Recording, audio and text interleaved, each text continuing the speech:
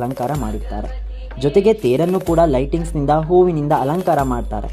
ಗ್ರಾಮದ ತುಂಬ lightings arrangements ಮಾತ್ರ ಊರು ತುಂಬ 2 ದಿನ ಮುಂಚೆನೇ ರೆಡಿ ಇರುತ್ತೆ.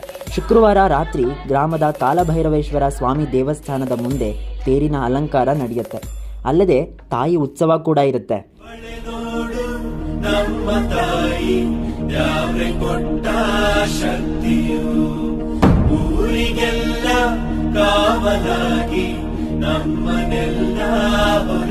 ಜೊತೆಗೆ ಡೊಳ್ಳು ಕುಣಿತ, ವೀರಗಾಸೆ ಮೊದಲಾದ ಕಲಾ ಶೈಲಿಗಳ ಜೊತೆ ಪಟಾಕಿ ಹವಾ ಮಾತ್ರ ನೆಕ್ಸ್ಟ್ ಲೆವೆಲ್ ಅಲ್ಲೇ ಇರುತ್ತೆ.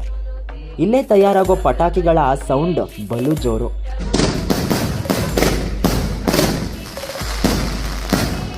ಇದೇ ಸಮಯದಲ್ಲಿ ಪಟ್ಟಲದಮ್ಮ ತಾಯಿಗೆ 101 ಮಡೆ ಕೂಡ ಶುರುವಾಗಿರುತ್ತೆ.